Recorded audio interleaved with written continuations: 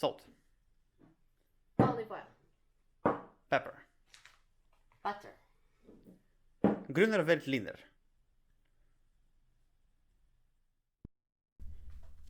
Hello everybody, welcome to the channel. I'm your host Leonie Kishin and this is Wine Glass, half full.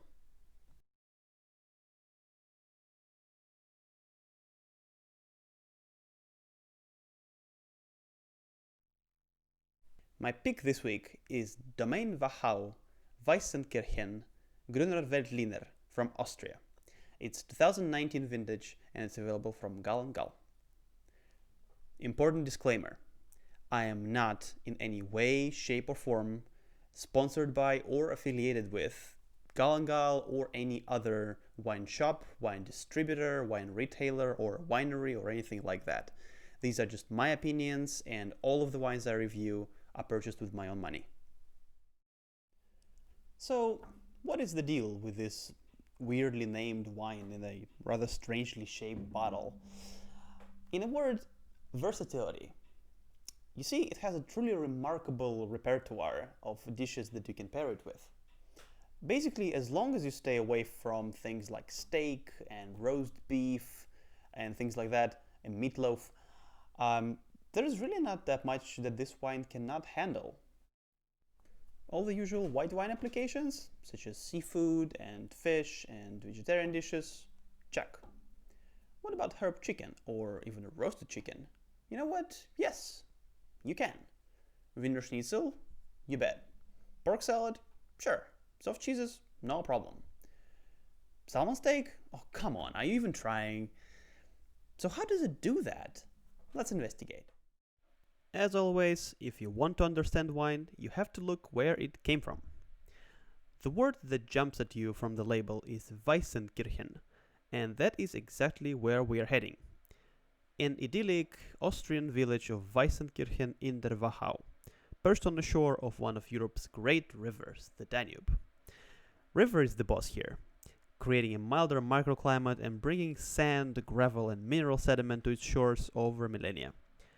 A grape variety that really thrives in these conditions is Grüner Veltliner, sometimes colloquially shortened to GROOVY or even GROOVY. Grüner is based on German grün, meaning green, of course, and refers to the green-yellow color of the grapes, although there is something green about the character of the wine as well, as you will see. It is Austria's most widely planted variety, and grapes from the better vineyards are used to produce dry, still white wine that at its peak can go head-to-head with the best white wines in the world. That last part is not a figure of speech, by the way. In 2002 it really did do just that, famously beating some of the most highly regarded and expensive white wines from Burgundy and California in a blind tasting. So, if it is really all that and a bag of chips, how come not all that many people know about it? Well, first of all, even though Grüner Veltliner was made into wine at least as early as 1850s, it actually took till 1950s to figure out the best way to grow and vinify this variety. So Grüner Veltliner as we know it today is relatively young.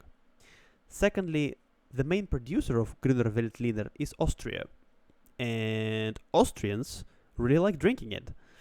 So a lot of this wine goes to its domestic market, and that is partially why Austrian wineries did not actively seek international prominence for their wines till about 1990s.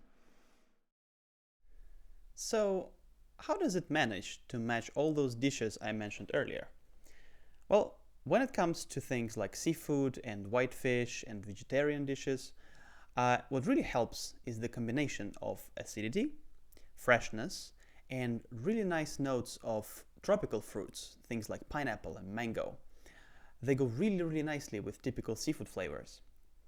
But when we get to heavier dishes, things like pork salad or Wiener Schnitzel or salmon steak, that's where we have that great river Danube to thank, because it creates a milder microclimate that allows Grüner Veltliner to ripen more fully, producing more concentrated wines with more intense flavors. And also remember how I mentioned that Danube carries downstream and deposits on its shores mineral sediment. Well, that mineral sediment lends the wine an equally mineral undertone. It's almost as if you're licking a stone. And combined with intense flavors of pear and apple, that minerality really helps this wine stand up to heavier dishes, even though the wine itself is only 12.5% alcohol. And to top it all off, and to make sure that you're really looking forward to the next sip, at the very end, there is a tiny bit of bitterness, almost like a drop of grapefruit juice or lemon zest, things like that. And it's just really appetizing. It's as if the wine is just taunting you, just daring you to try and pair it with something you never thought a white wine could handle. So, there you have it. Domäne Wachau Weissenkirchen Grüner Veltliner 2019. One of the most versatile things you can have in your kitchen. And one of the most delicious ones too. You may have noticed that I did not talk about this word on the label.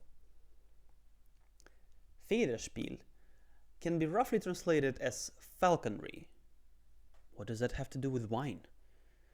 The answer is that Wachau wine region has one of the most unique wine classification systems in the world. It's not used anywhere else, not even in other Austrian wine regions. You see, usually the wine classification in a given wine region provides us with a sort of vertical hierarchy of wines, ranging from simplest and cheapest to the very best that the region can produce. Not so here. What the Wachau system does is provide us with three distinct styles that are not meant to compete with each other. It doesn't mean that one is better than the other. They are different.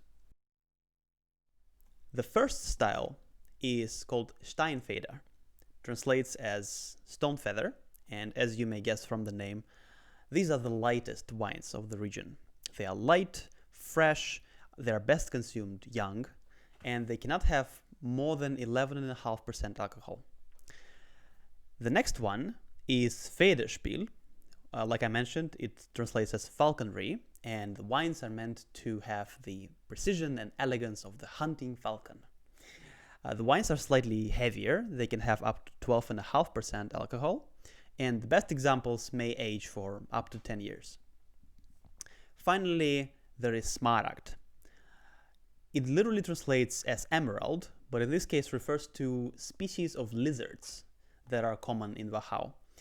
These wines are the richest, most full-bodied, and most intense of all the wines produced in Wachau.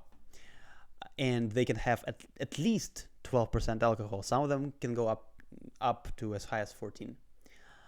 And these wines are really well known for their ability to age. The best examples can easily age for up to 20, 30 years, no problem. Personally, I think the Wachau system is very charming and also unusually descriptive. It really gives us an insight into the wine's character rather than simply giving us some technical information. Thanks for watching. If you enjoyed this review, please like, comment, and share. And don't forget to subscribe. I'll be reviewing a wine every week, just in time to make sure that your wine glass stays half full during the weekend.